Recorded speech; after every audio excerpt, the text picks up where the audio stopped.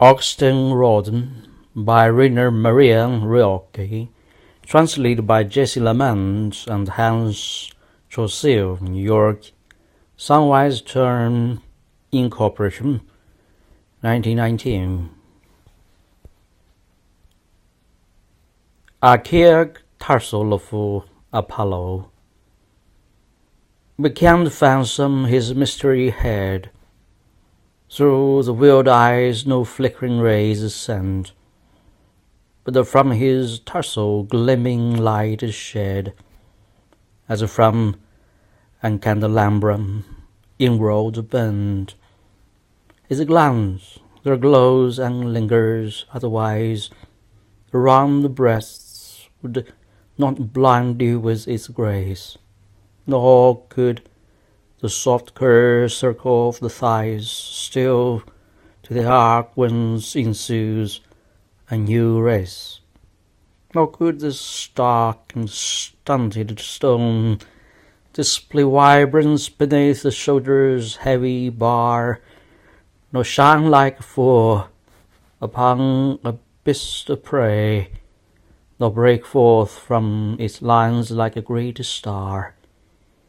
Each spot is like eye that fixed on you with a kindling magic, makes you live anew. Rainer Maria Rilke, rendered into English by Jessie Lamont. Preface.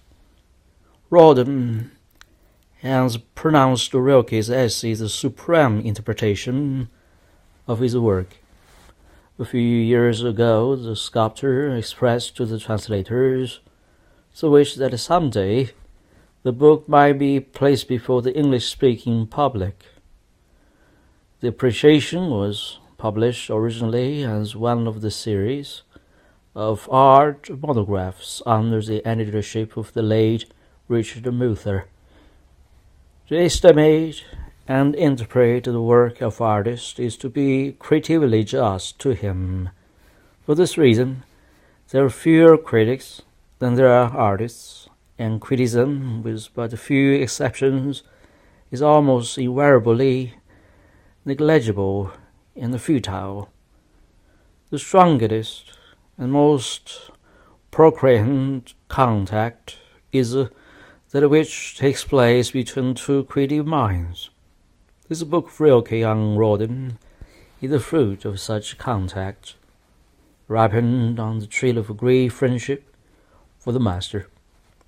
For a number of years Rilke lived close to Rodin, and 77 Rue de Varenne in the old mansion surrounded by a beautiful park, which was subsequently dedicated to France by the artist.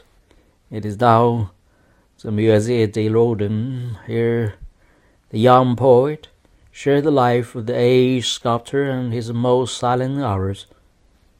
Rodin felt Rilke approached his sculptures from the same imaginative sphere whence his own creative impulse sprung.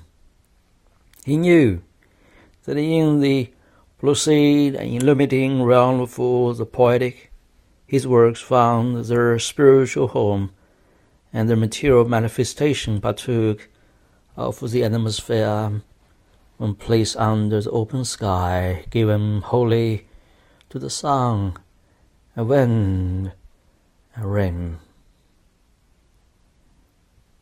The text. Augustin Rodin. Writers work through words, sculptors through matter. Pomponius Garricus, in his essay De Sculptura about 1504. The hero is he who is immovably centered. Emerson. Rodin was solitary before fame came to him, and afterward he became perhaps still more solitary. For fame is ultimately but the summary of all misunderstandings, then the crystal lies about a new name. Rodin's message and its significance are little understood by the many men who gathered about him, it would be a long and weary task to enlighten them, nor is this necessary, for they assembled about the name, not about the work. A work that had grown far beyond its names, the sound, the limitations, and that has become nameless as a plane is nameless on a sea that has name but on the map, in books, and to men, but which is reality, but distance, movement, and depth. The work that is to be spoken of in these pages developed through long years. It has grown like a forest and has not lost 1 hour. One walks among those souls and forms overwhelmed with imagination and craftsmanship which they represent, and involuntarily one looks for the two hands, out of which this world had risen. One thinks of how small man's hands are, how soon they tire, and how little time is given them to move. And one longs to see these hands that have laid like 100 hands, like a nation of hands that arose before sunrise for the accomplishment of this work. Whereas for the man who directs these hands, who is this man? He is a man rich in years. His life is one that can be related. He began and still continues, stretches out deeply into a great age, and to us it seems as though it had passed many hundreds of years ago. It remembers the hand of childhood in poverty, dark, groping, and uncertain, and maybe it possesses this childhood still, for, says St. Augustine, somewhere. Whether should it have gone? It holds, perchance, all its past hours of expectation and abandonment, the hours of doubt, the long hours of need. It is a life that has lost nothing and has forgotten nothing, a life that has absorbed all things that it passed. For only after such a life and this, we believe, could have risen such fullness and abundance of work. Only such a life and this, in which everything is simultaneous and awake, in which nothing passes unnoticed, could remain young and strong, rise again and again to high creations. Perchance the time will come when someone will picture this life, its details, its episodes, and its conflicts. Someone will tell a story of a child that often forgot to eat because it seems more important to him to carve inferior wood with a cheap knife, and someone will relate some event of the day of early manhood that contains the promise of future greatness. One of those incidents that are intimate and prophetic. Remembers some such a thought, and then which 500 years ago a monk expressed to young Michael Colombe may have suggested itself to Rodin on one of the crossways and the beginning of his work. Travail, peut-être, regardez, tantôt soit et les cloches à jour de Saint-Paul, elles belles oeres des champignons, regardez, il me les bon Dieu, et tu verras la grâce des grandes joies. Well, I don't know French, so. And thou wilt have the grace of the great things. For it was just then which Rodin was seeking the grace of the great things.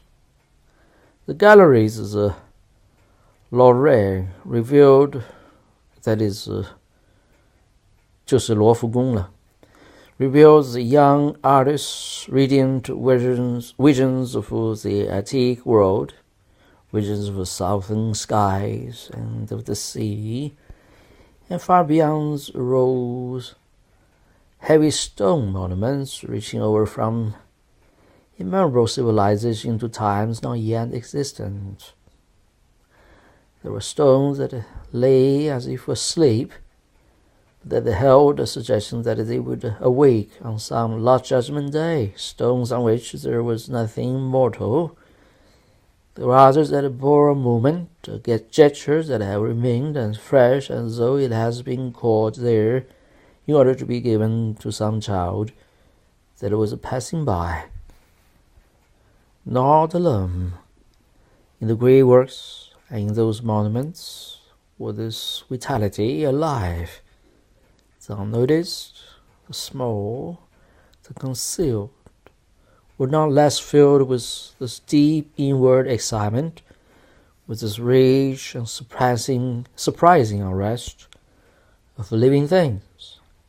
Even stillness, where there was stillness, consists of hundreds and hundreds of moments of motion that keep their equilibrium.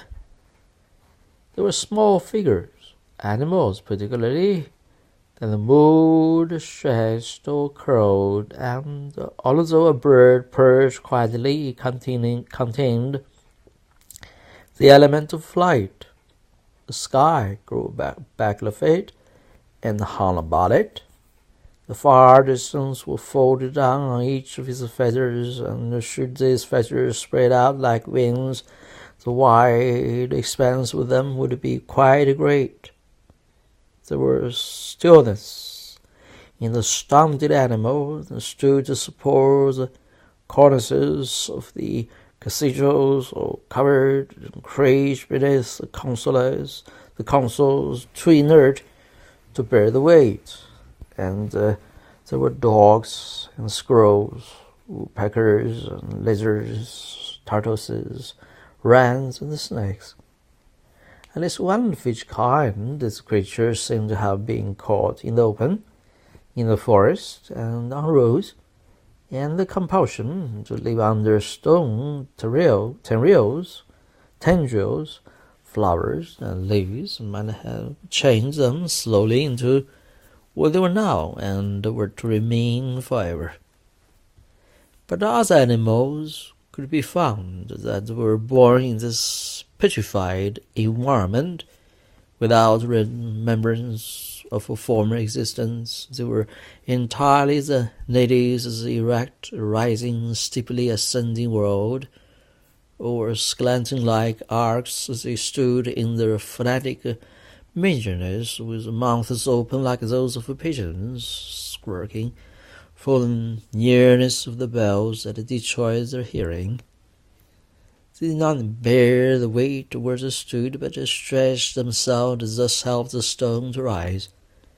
The bird-like ones were perched high up on the balustrades, as though they were on the way to other climes, and wanted but to rest. A few sentries looked down upon the growing city, others in the forms of dogs that were suspended horizontally from the high up in their readies through the rainwater up their jaws that was swollen from vomiting. All had transformed and accommodated themselves to this environment.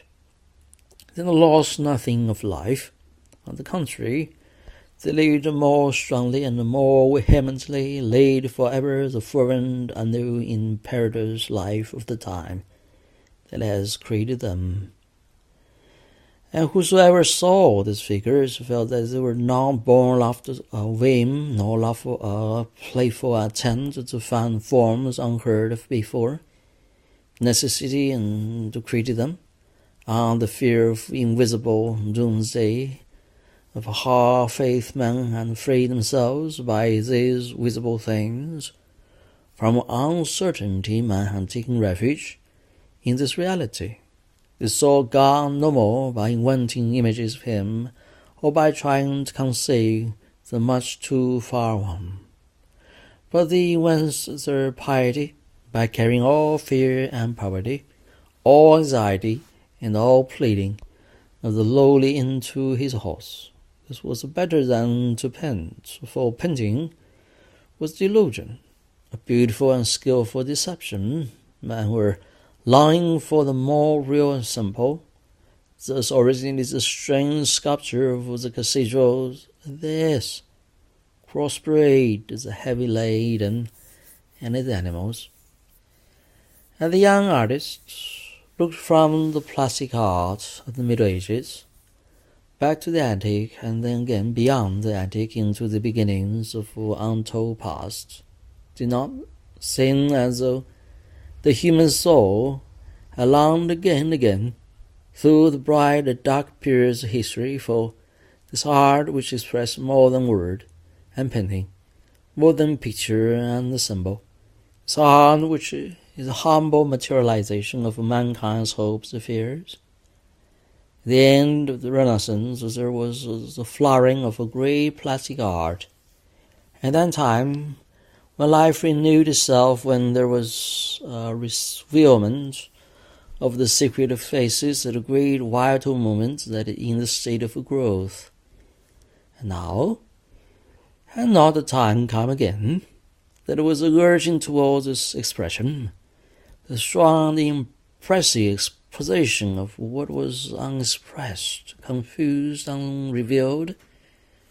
The art somehow had renewed themselves, zeal and expectation filled and animated them, and perhaps this art, the plastic art, that still hesitated in the field of a great past, was to be called upon to find that which the others sought gropingly and longingly. This art was to help a time whose misfortune was that all its conflicts lay in the invisible. The language of this art was the body, and this body one had one last seen it. Strata after strata of costumes were piled over it like ever renewed varnish, but under this protecting crust, the growing soul that changed it, and this growing soul worked breathlessly and remodeling the expression of die faces. The body had become a different one. Were it now unveiled, it would perhaps reveal the imprint of a thousand new expressions, as well as a stamp of those old mysteries that, arising from the unconscious, rear their dripping heads like strange river gods after the seeing blood. And this body could not be less beautiful than that of the antique. It must be of a still higher beauty. For 2,000 years life had held his body in its hand, had molded it and forged it, now lessening, now hammering, night and day. The art of painting dreamed of this body, adored with light, illuminated with twilight, surrounded with all softness, all delight, touched it like a petal, and in turn was swept by it as by a wave. But the plastic art, to which it in truth belonged, as yet of this body knew nothing. Here was a task as great as the world, and he who stood before it and beheld it was unknown, and struggling under the necessity of earning his bread. He was quite alone. If he hadn't been a real dreamer, he would have dreamed a beautiful and deep dream, a dream that no one would have understood, one of those long, long dreams in which life would pass like a day. But this young man, who worked in the factory and Savarez, was a dreamer, whose dream rose in his hands and began immediately its realization. He sensed where he had to begin. A quietude which was in him showed him the wise road. Here already Rodin's deep harmony with nature revealed itself, and that harmony which the poet George Rodin calls elemental power. And indeed it is underlying patience in Rodin which rendered him so great, a silent, superior forbearance, resembling the wonderful patience and kindness of nature that begins creation with a trifle, in order to proceed silently and steadily towards abundant consummation. Rodin did not presume to create the tree in its full growth. He began with a seed beneath the earth, as it were. As the seed grew downward, sunk deep its roots, and anchored them before it began to shoot upward in the form of a young sprout. This required time that lengthened into years. One must not hurry, said Rodin to the few friends who gathered about him in answer to the urgency. And that time the war came, and Rodin went to Brussels. He modeled some figure for pride horses, several of the groups on the top of the Bourse, and also the 4 large corner figures on the monument erected to Louis, city mayor in the Parc des Arvers. These were orders which he carried out conscientiously, without allowing his growing personality to speak. His real development took place outside all this. It was compressed into the free hours of the evening and unfolded itself in the solitary stillness of the night. It had to bear the division of his energy for years. He possessed the quiet perseverance of men who are necessary, the strength of those for whom a great work is waiting. While he was working on the exchange of Brussels, he may have felt that there was no more buildings which admitted the worth of sculpture, and the cathedral had done. Those great magnets of plastic art of past times. Sculpture was a separate thing, as was the easel picture, and it did not require a wall like the picture. It did not even need a roof. It was an object. One could exist for itself alone. It was well to give it entirely the character of a complete thing, about which one could walk and which one could look at from all sides, and yet had to distinguish itself somehow from other things.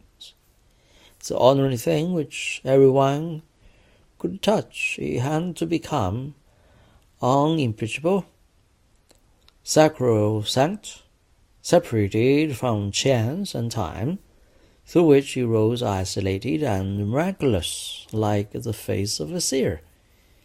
It has to be given its own certain place in which no arbitrariness can place it, and it must be intercalated in the silent continuance of a space that is great laws.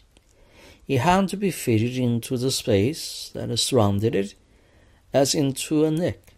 Its certainty, steadiness, and loftiness did not spring from its significance, but from its harmonious adjustment to its environment.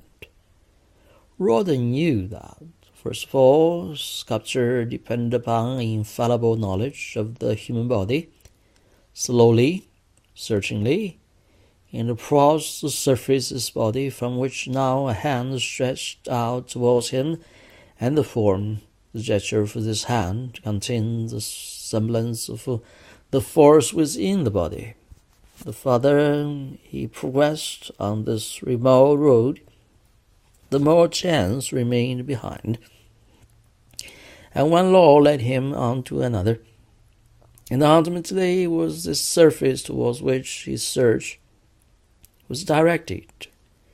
It consisted of infinite many movements. The play of light upon these surfaces made it manifest that each of these movements was different, and each significant. At this point, they seemed to flow into one another, then to greet each other hesitantly, and the third to pass by each other without recognition like strangers. It was undulations without end. There was no point at which there was not life and movement.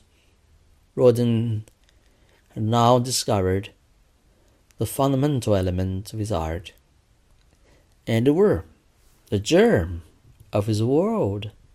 It was the surface, the stiffeningly grey surface, randomly accentuated, accurately measured, out of which everything must arise, which was from this moment the subject matter of his art, the thing for which he labored, for which he suffered, and for which he was awake.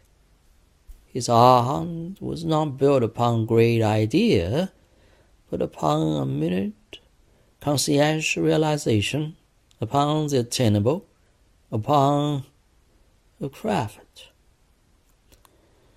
There was no haughtiness in him. He pledged himself to a humble and difficult beauty that he could oversee, sudden and direct.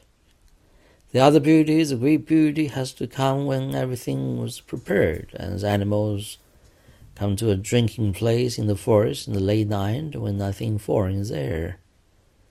With this awakening, Rodin's most individual work began. Not until now had all the traditional conceptions of classic art become worthless to him. Pose, grouping, composition meant nothing to him.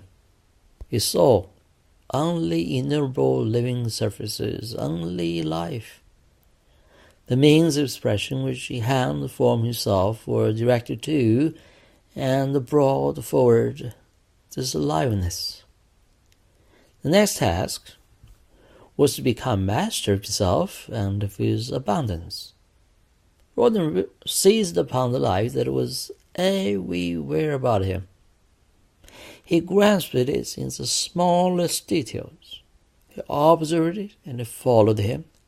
He awaited it at the crossroads where it lingered. He overtook it as it ran before him. He found it in all places equally great, equally powerful and overwhelming. There was not one part of the human body that was insignificant or unimportant. It was alive. The light that was expressed in faces was easily readable. Life manifest in bodies was more dispersed, greater, more mysterious, and more internal. Here it did not disguise itself, it carried itself carelessly, but it was carelessness and proudly with the proud.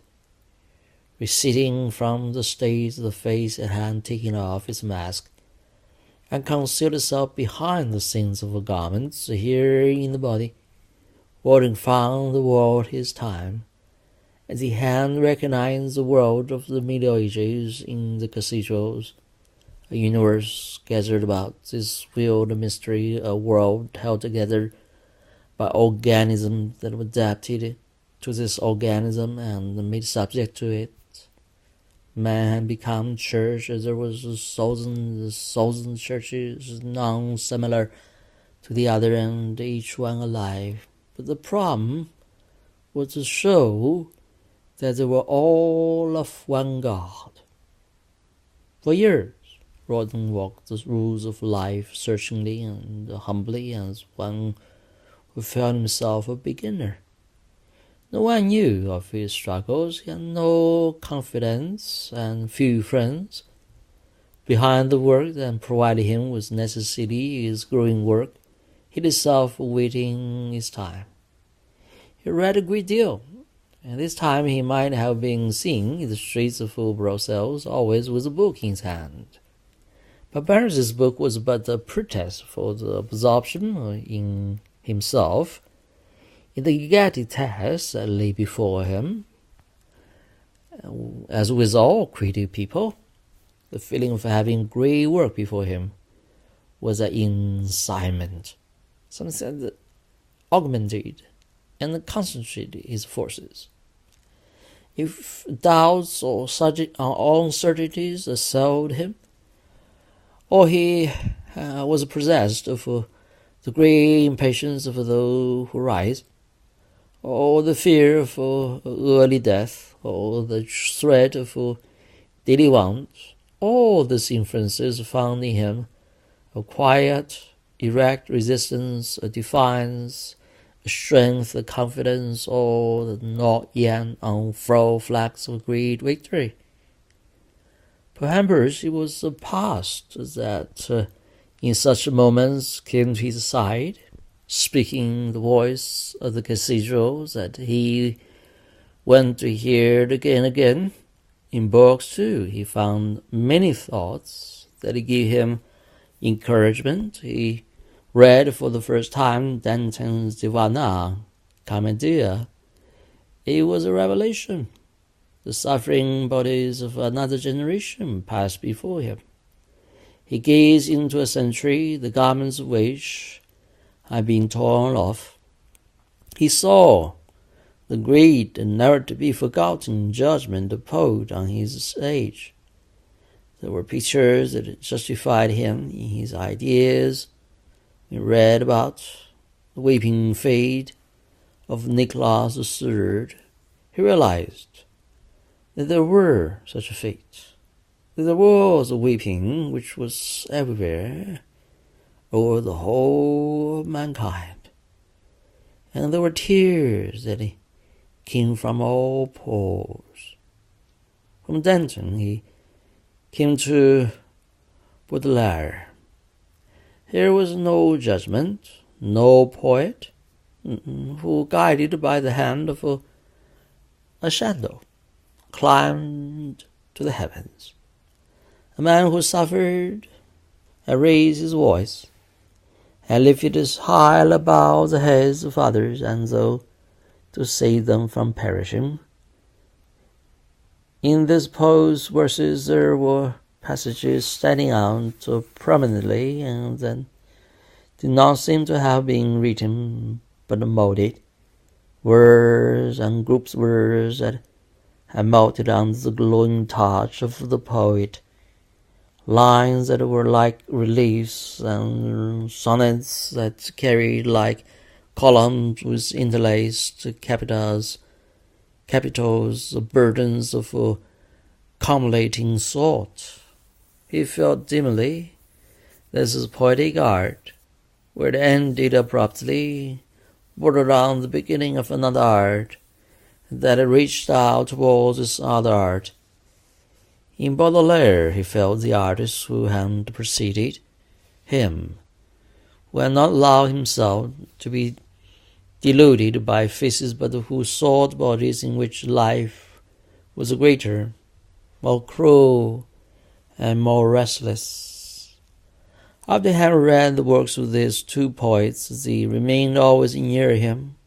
His thoughts went from them, and yet returned to them again. At the time when his art took form and prepared itself for expression, when life it is presented itself before him, had little significance. Rodin dwelt in the books of the poets and gleaned from the past. Later, when as a creator he again touched those realms, the forms rose like memories in his own life, aching and real, and entered into his work, and though into a home. At last, after years of solitary labor, he made the attempt and stepped forward with one of his creations. It was a question put before the public. The public answered negatively. Rodin retired once more for 13 years. These were the years during which he, still unknown, matured to be a master and became the absolute ruler of his own medium, ever working, ever thinking, ever experimenting, uninfluenced by the age that did not participate in him. Remembers the fact that his entire development had taken place in this undisturbed tranquility, give him later, when men disputed over the value of his work, the powerful certainty And the moment when they began to doubt him, he doubted himself no longer. All uncertainty lay behind him. His fate depended no more upon the acclamation or the criticism of the people. It was decided at the time they sought to crush it with mockery and hostility. During the period of his growth, no strange voice sounded, no praise bewildered, no blame disturbed him. As Parsifal grew, so his heart grew in purity, alone with itself and with a great internal nature. Only his work spoke to him. It spoke to him in the morning when he awakened, and even it sounded in his hands like instrument that has been laid away. Here his work was so invincible. When it came to the world ripe, it did not appear as something unfinished and begged for justification. It came as reality that wrought itself into existence, a reality which one must acknowledge.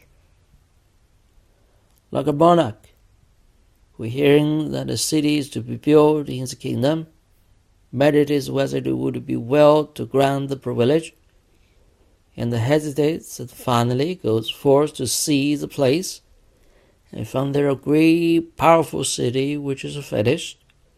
We stand though from eternity with walls, towers, and gates, so the world came when ultimately called to the complete work of Rodin.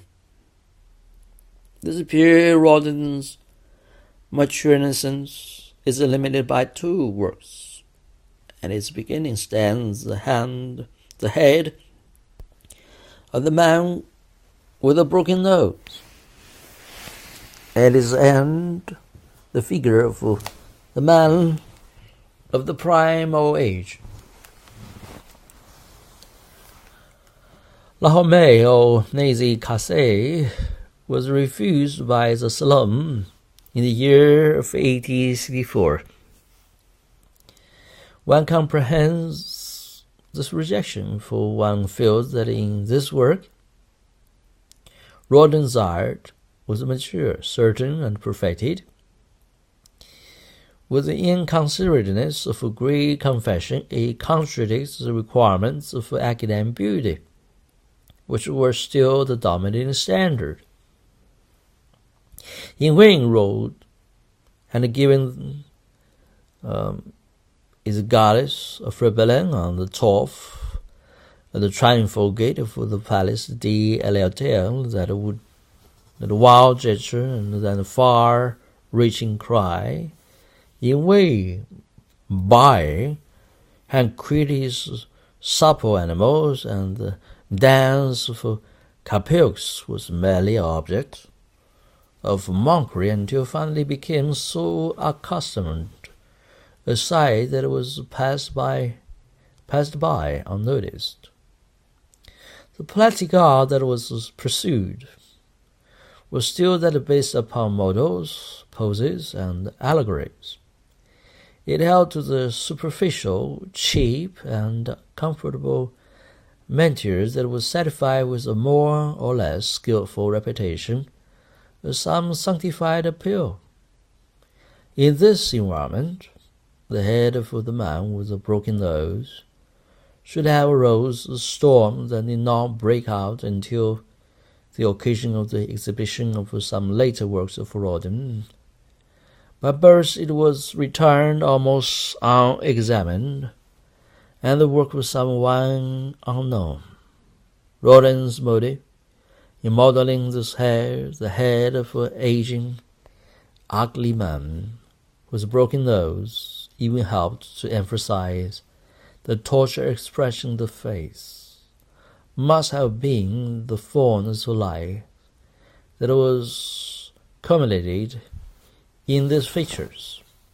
There was no symmetrical planes in this face at all. Nothing repeated itself, No spot remained empty, dumb, or indifferent.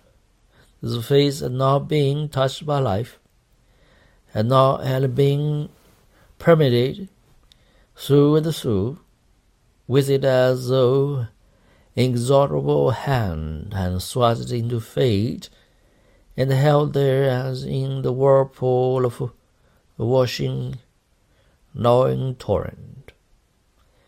When one holds and turns this mask in the hand, when surprised and a continuous change of profiles, none of which is incidental, imagined, or indefinite. There is on this head no line, no exaggeration, no contour that Rodin had not seen and willed.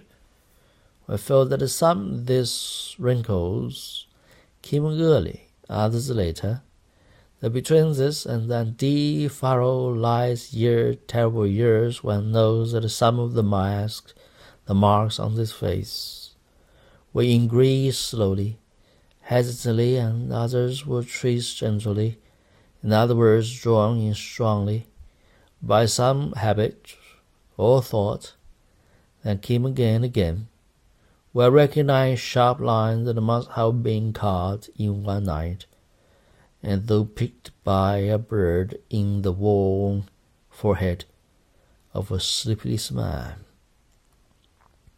All these impressions are encompassed in the whole intense life arises out this one face, as well lays down this mask when seen to stand on the height of a tower, and to look down upon the erring roads over which many nations have wandered.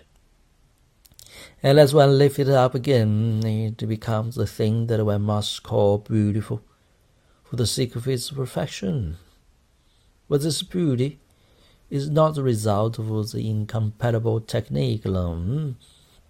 It rises from the feeling of balance and equilibrium in all these moving surfaces, from the knowledge that all these moments of emotion originate and come to end in the thing itself. If one is grieved by the many-voiced tortures of his face, immediately afterwards there comes the feeling that no accusation proceeds from it. It does not plead to the world. It seems to carry to justice within itself, to hold the reconciliation of all its contradictions, and to possess a forbearance great enough for all is a burden.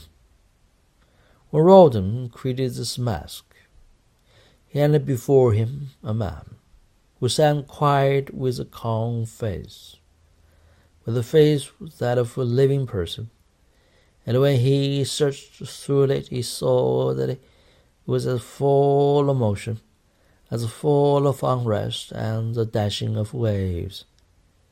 In the coarse lines there was movement in the contours of the surfaces, shadows stirred as in sleep, the light seemed to softly touch the forehead. Nothing possessed rest, not even death. For decay, too, made a movement, dead matters still subject to life. Nature is all motion, and the heart that wishes to give a faithful and conscientious interpretation of life could not make rest. That did not exist is ideal. In reality, the antique did not hold such idea. One has only to think of the neck. This piece of a sculpture had not only brought down to us the movement of a beautiful maiden who goes to meet her lover, but it at the same time an eternal picture of a Hellenic wind in all its sweep and splendor. There was no quiet even in the stones of still older civilizations. The hierarchical retained gesture for very ancient courts contained unrest of living surface like water within a vessel. There was currents in the taciturn god that was sitting, and those that were standing commanded a gesture that sprung like a fountain out from the stone and fell back again, causing many ripples. It was not the movement that opposed intrinsic character of the sculpture, only the movement that does not complete itself within the thing, that is not kept in balance by other movements, is that which exceeds beyond the boundaries of a sculpture. The plastic work of art resembles those cities of olden times, where the life was spent entirely within the walls.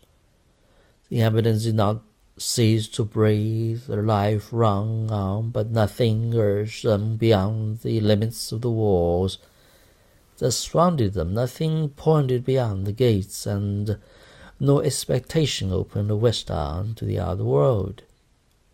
How great the movement the sculpture may be, so it is spring out to infinite distances, even from the depths of the sky, it must return to self. The great circle must complete self, the circle of solitude, and enclose the work of art.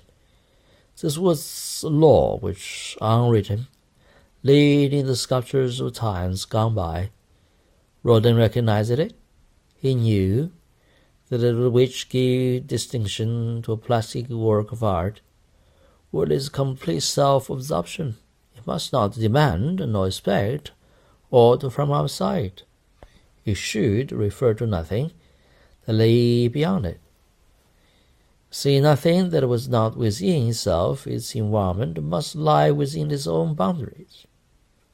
The sculptor Leonardo has given to Gioconda that unapproachableness, that movement that turns inward, the look which one can catch or meet. Vampers probably is Francesco Sforza contains the same element. He carried a gesture which was like a proud evoil of a state, who returned after complete commission. During the long years that passed between the mask of the man with the broken nose and the figure of the man of primal times, many silent developments took place in Rodin. New relations connected him more closely with the past of the art of sculpture, and the greatness of this past, which has been a restriction to so many, to him had become the wind that carried him. For if he received during that time encouragement and a confirmation that which he wished and sought, it came to him from the art of the antique world, and from the deep mystery of the cathedrals. Man did not speak to him, stone spoke. The man with the broken nose and revealed whole Rodin sought his way through a face. The man of primal times proved his unlimited supremacy over the body. Soaring, Teleo de Ages, this title which the master of the Middle Ages bestowed on one another without envy and with a serious valuation, should belong to him. Here was a life-size figure in all parts of which life was equally powerful and seemed to have been elevated everywhere to the same height of expression, that which was expressed in the face, in the pen of a heavy awakening. At the same time, the line for that awakening was written on the smallest part of this body. Every part was a mouth that speak a language its own. The most critical eye could not discover a spot on this figure that was less alive, less definite and clear. It was as though strength rose into the winds this man from the depths of the earth.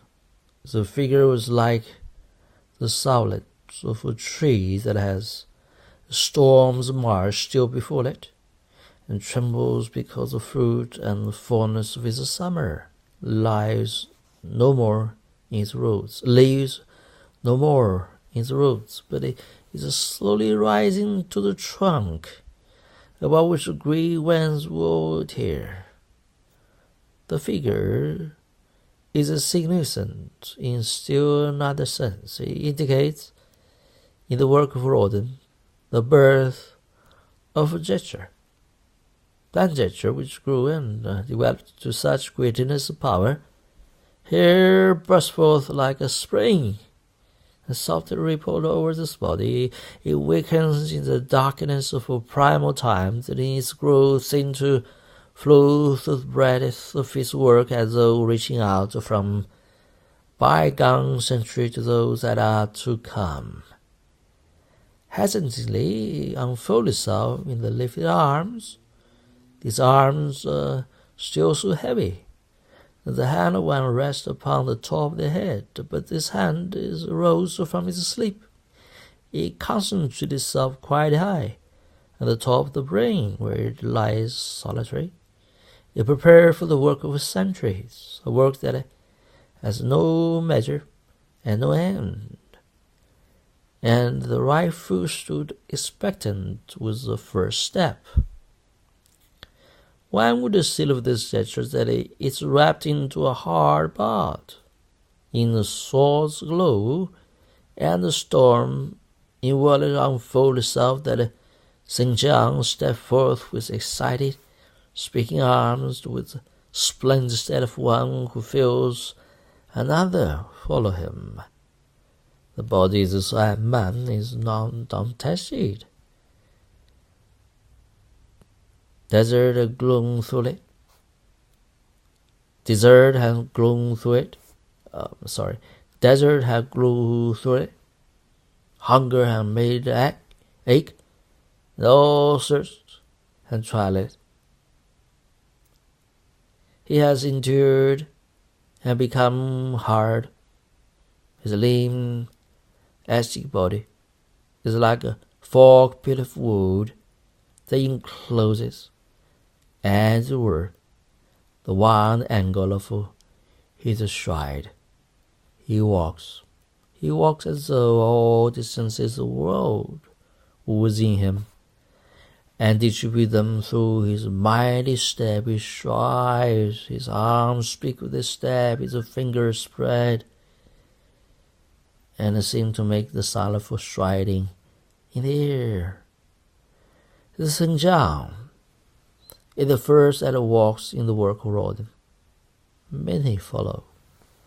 The citizens of Calais begin their heavy walk, and all walking seems to prepare for the mighty, challenging step of Balzac. The gesture of the standing figure develops further. It withdraws into itself, it shows like a burning paper. It becomes stronger, more concentrated, more animated.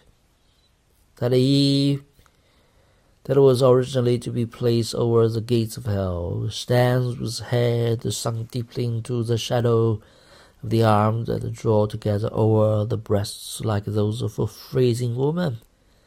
The back is rounded, the neck almost horizontal. She bends forward, and though lessening over her own body, in which a new future begins to stir. It is as though the gravity of this future went upon the senses of the woman, and drew her down from the freedom life into the deep, humble service of motherhood. Again and again, in his figures, Rodin returned to this bending inward, to this intense lessening to one's own depth.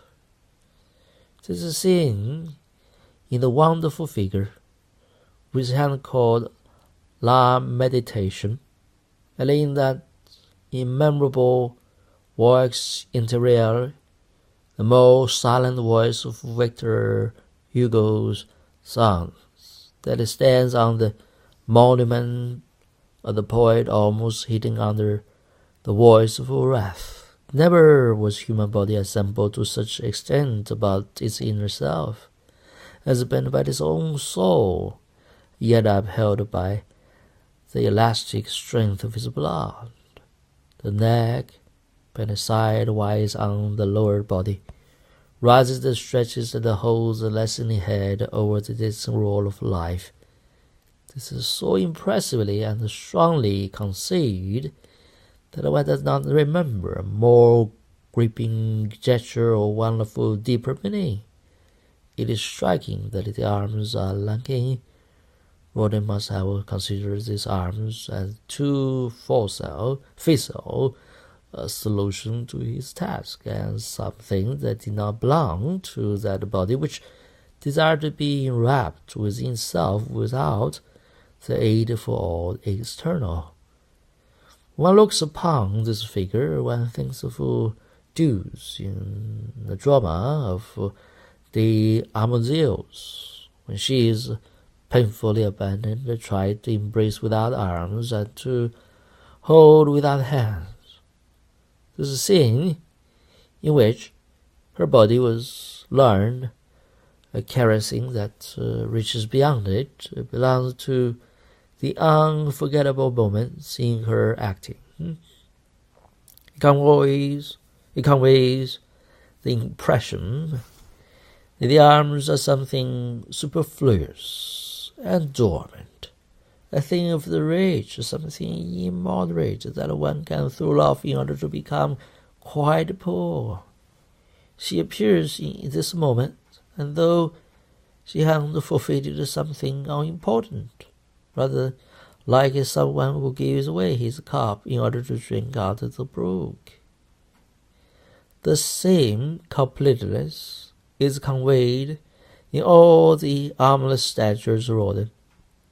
Nothing necessary is lacking. One stands before them as before something whole. The feeling of incompleteness does not rise from the mere aspect of a thing, but from the assumption of a narrow-minded pedantry, which says that arms are a necessary part of the body and that a body without arms can be perfect. It was not long since that rebellion arose against the cutting off of trees from the edge of pictures by the Impressionists. Custom rapidly accepted this impression with regard to the painter, and list came the understanding and the belief that the artist's whole need not necessarily coincide with the complete thing. The new values, proportions, and balances may originate within the picture. In the art of sculpture also, it led to the artist to make out of many things one thing, and from the smallest part of a thing entirely. There are among works Rodin hands single, small hands which, without bound to a body, are alive, hands that rise, irritated and in wrath, hands whose fine, brittle fingers seem to bark like the 5 jaws of a dog of hell, hands that walk, sleeping hands, hands that are awakening, criminal hands, tainted with hereditary disease, the hands that are tired will do no more, and have lain down in some corner like sick animals that no one can help them. But hands are a complete organism, a delta in which many divergent streams of life rush together in order to pour themselves into the great storm of action. There is a history of hands. They have their own culture, their particular beauty. One concedes to them the right of their own development, their own needs, feelings, caprices, and tenderness. Rodin, knowing through the education which he has given himself that the entire body consists of scenes of life that it may become in every detail individual and great, and the power to give to any part this vibrating surface, independence of a whole, and the human body is to Rodin entirely only as long as a common action stirs all its parts and forces, as on the other hand the portions of different bodies that cling to one another from inner necessity merge into one organism. A hand lie on another's shoulder or thigh does not any more belong to the body from which it came. From this body and from the object which touches or seizes something new originates a new thing that has no name and belongs to no one. This comprehension is the foundation of the grouping of features by Rodin. From it springs that coherence of the figures and concentration of the forms and quality of clinging together.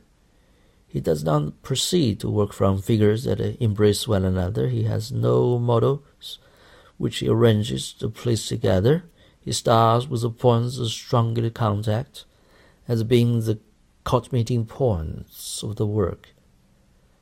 There where something new arises, he begins and devotes all the capacity of the chisel to the mysterious phenomenon that accompanies the growth of a new thing.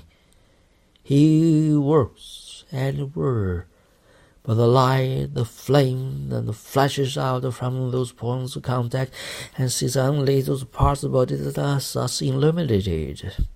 The spell, the great group, the girl, and the man that is named the case, lies in this understanding distribution of life.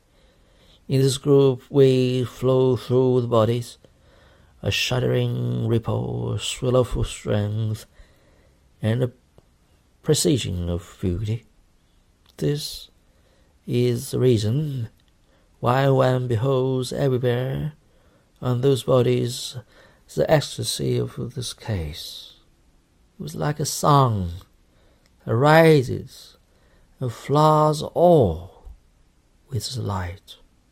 Still more marvelous is that the other case, literally adore. The material texture of this creation encloses a living impulse, as a wall encloses a garden. One of the copies is marble, is in the possession of Eugene Carré. In the silent twilight of his house is stone pulsates like a spring in which there is internal motion, a rising and a falling, a mysterious stir of elemental force.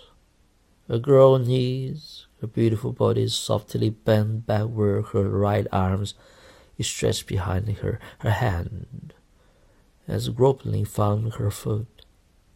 In these 3 lines which shut her in from the outworld of her life, lines enclosed with its secret. The stone beneath her lifted up as she kneels there, and suddenly in the attitude into which the young girl had fallen from idleness or reverie or solitude, one recognizes the secret symbol of departure, like that in which the goddess of distant cruel cause had sunk. The head of this woman bent somewhat forward, with expression of indulgence, majesty, and forbearance. She looks down as from the height of a still night upon the man who sinks his face into her bosom, as though into many blossoms. He too kneels, but deep in the stone. His hand lies behind him like worthless, empty things. The right hand is open. One sees into it. From this group radiance mysterious greatness, one does not dare to give it one meaning. It has thousands. So glide over it like shadows. New meanings rise like riddles and unfold in clear significance. Something of the mode of a purgatorial lives within this work. A heaven is near that has not yet been reached. A hell is near that has not been forgotten. Here, too, all splendor flashes from the contact of the two bodies and from the contact of the woman with herself. Another conception of the theme of the contact for living surfaces and moving planes is an Spencer's Portrait de la Feur, on which Rodin has worked for 20 years, and the final cast into bronze of which is eminent. The one seen simultaneously in the pursuit of the import of the movements of planes, the little points of confluence. Rodin came to seek bodies that touch one another on many points, bodies whose movements were more vehement, stronger, and more impetuous. The more mutual points of contact two bodies offer, the more impatiently they rush upon each other like chemicals with those of closing affinity. The tighter the new whole which they formed held together, the more they became like one organism. From the gates of hell, memories of Danton emerged. Ugolino, the wandering ones, Danton and Virgo, whose close together, the throgs, the voluptuous from among whom, like a dried-up tree, rose the grand gesture for the avaricious. The centaurs, the giants and monsters, the sirens, puns, and wise fawns, all the wild and ravenous god animals of the pre-Christian forest rose before him. He conjured all the forms of Danton's dream, as though from out the stirring depths of personal remembrance they give them one after another the silent deliriums of material existence, hundreds of figures, groups with us created, the visions of the poet who belonged to another age, awakened the artist who made them rise again to the knowledge of assaults and other gestures for seasoning, losing, suffering, and abandoning, and his tireless hands stretched out farther and farther beyond the world of the Florentine to ever new forms and revelations. This earnest, self-centered worker who had never sought for material and who desired no other fulfillment than was attainable by the increasingly mature mastery of his sizzles as penetrated through all the dramas of life. The depths of the nights of love unfolded himself to him and revealed the dark, sorrowful, and blissful breadth of a realm like that of a still heroic world in which there was no garments, in which faces were extinguished, and bodies were supreme. With sense and wide hate, he saw life in the great chaos of this wrestling, and what he saw was life. Life did not close in about him in sundry narrowness. The atmosphere of the alcoves was far away. Here life became work, a thousandfold life, throbbed in every moment. Here was loss again, madness of fright, longing and sorrow. Here was a desire that was immeasurable, a thirst so great that all the waters of the world dried up in it like a single drop.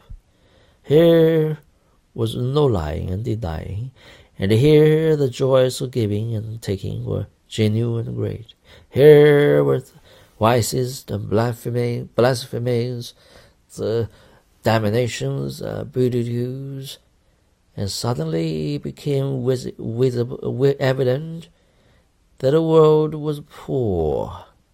They concealed or buried all this life, or pretended that it did not exist. It was. Alongside of the whole history of mankind was this other histories that did not know disguises, conventions, differences, or acts, that only knew strife.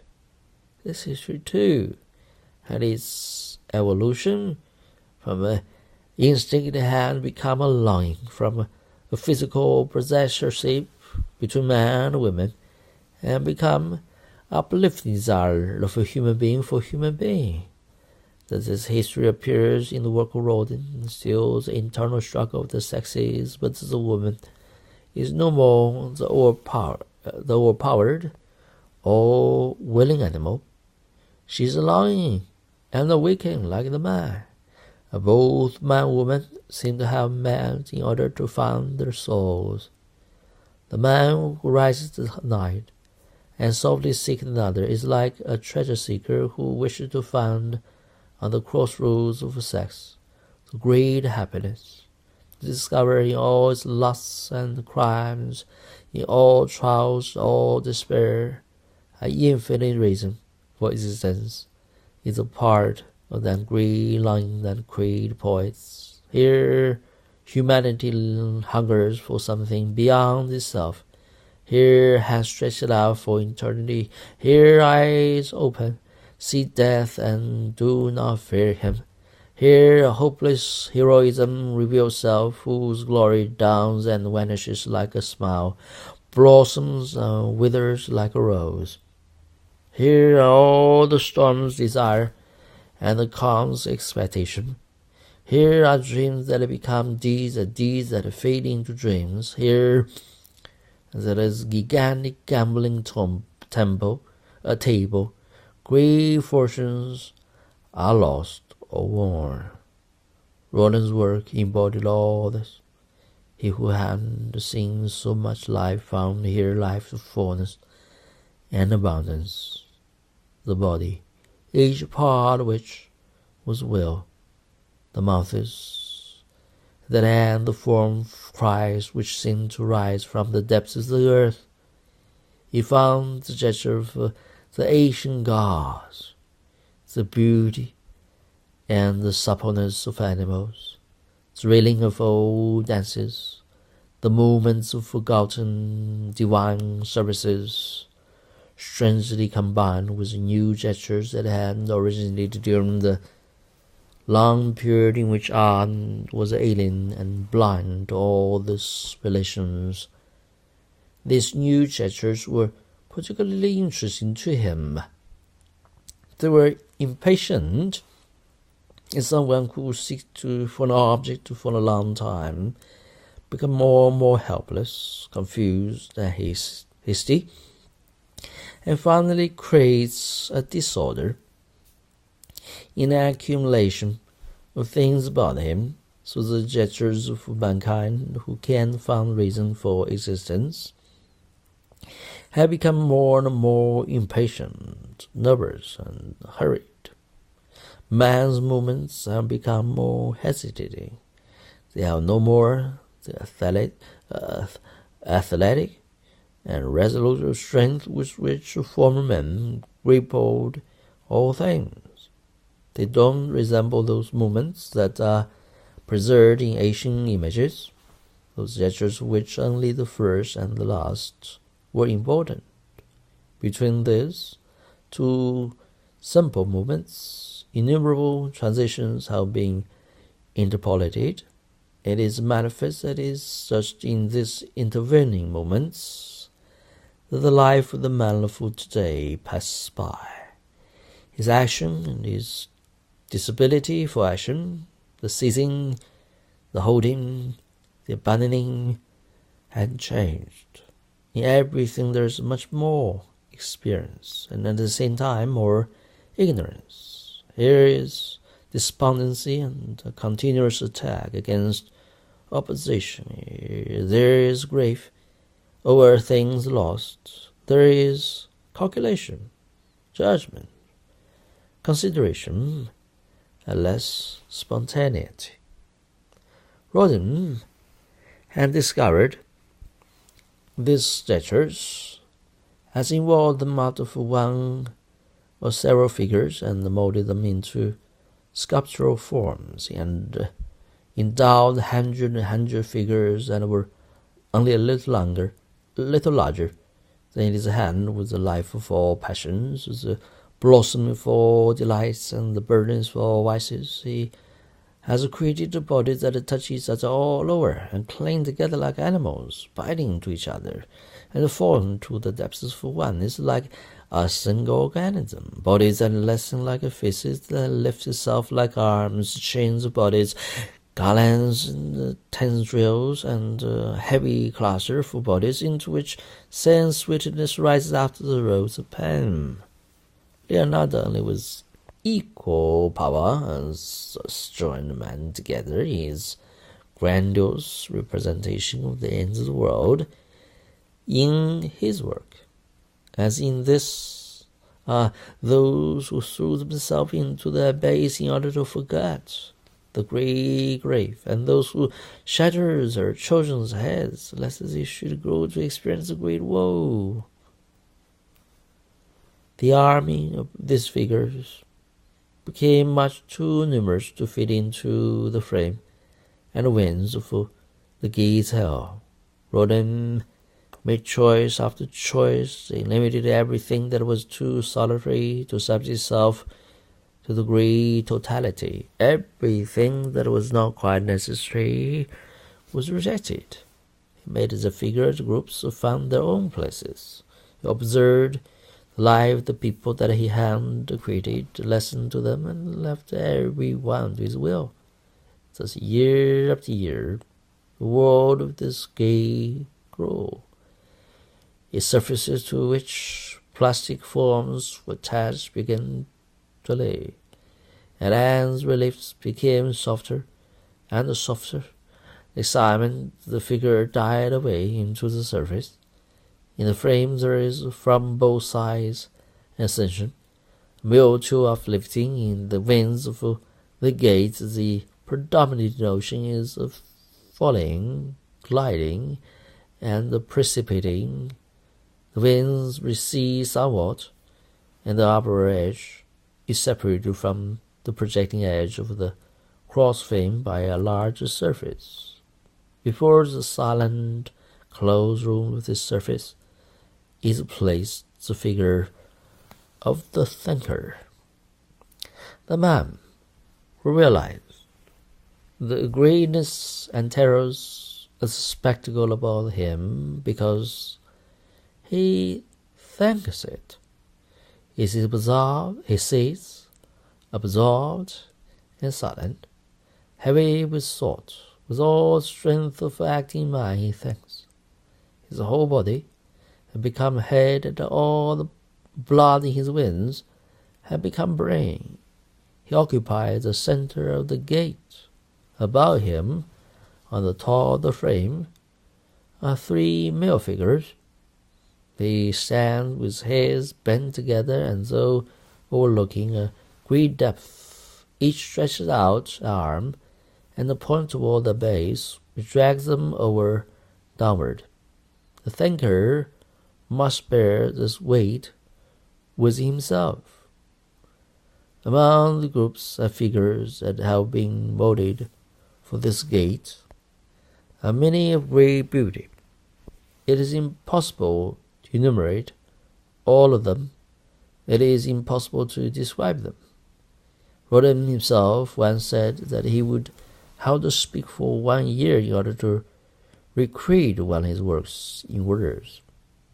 These small figures, which are preserved in plaster, bronze, or stone, like some animal figures of the antique, give the impression of being quite large. There is in Rodin's studio the cast of a panther, a great work hardly as large as a hand, the original of which is in the cabinets of medallions in the National Library of Paris. As one stands in front of this beast, look under its body into the room formed by the 4 strong supple poles, one seems to look into the depths of an Indian stone temple. As this work grows and extends itself to the greatness of its suggestion, so the small plastic figures of Rodin convey the sense of largeness, but the playful, innumerably many surfaces, and by the perfect and decisive planes, it creates an effect of magnitude. The atmosphere about these figures is like that which surrounds rocks, and upward sweep of lines seems to lift up the heavens, and the flight of their fall to tear down the stars. And this time, Pampers, the Dandang was created, a figure that has thrown itself from a kneeling position down into a wealth of flowing hair. It is wonderful to walk slowly about this marble, to follow the long lines that cowered about the richly unfolded roundness of back to the face that loses itself in the stone, and so in the great weeping, and to the head, which like a broken flower speaks softly once more of light that lies deep under the internal ice of the block. In illusion, the daughter of Icaros is a luminous materialization of a long, helpless fall. The beautiful grove that is called La Momie Essa Pesé is a representation of a man who kneels with a touch with a forehead upon the stone before him, awakens the silent form of a woman, who remains imprisoned in the stone. In this group, one is impressed with the expression of the inseparableness with which the man's thought clings to his forehead. For it is his thought that lives and is always present before him, the thought which takes shape in the stone. The work most nearly to this in conception is the head that musingly and silently frees itself from a block. La Pensée is a transcendent vision of life that rises slowly after the heavy sleep of the stone. The Chiantide is no more the erect figure that bears lightly, unyieldingly, the heaviness of marble. A woman's form kneels crouching, and though bent by the burden, the weight of which sinks with a continuous pressure into all the figure's limbs, upon every smallest part of this body, the whole stone lies like the insistence of a will that is greater, older, and more powerful, a pressure which it is the fate of this body to continue to endure. The figure bears the burden, as we bear the impossible in dreams from which we have found no escape.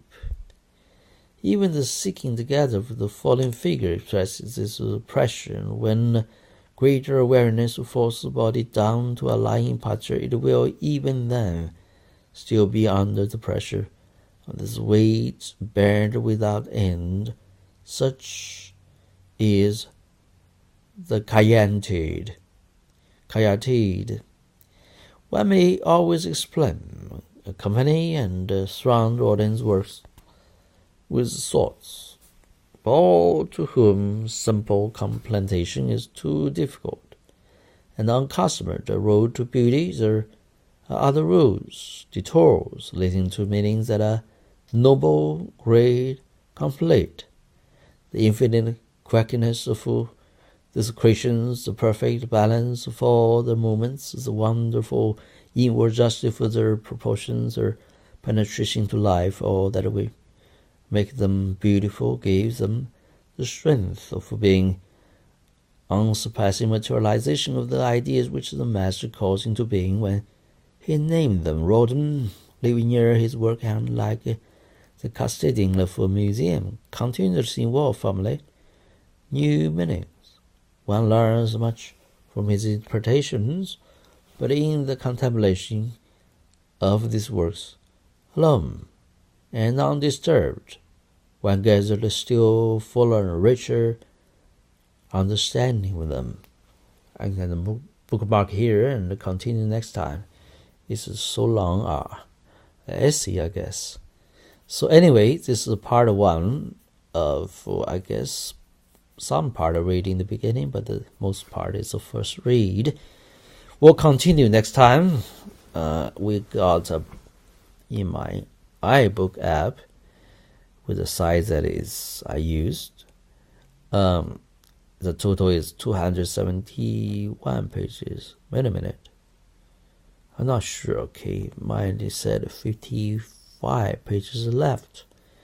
But this is not just a book for Rodin, but including Rilke's collection of poems as well. So we don't know how many actually are there.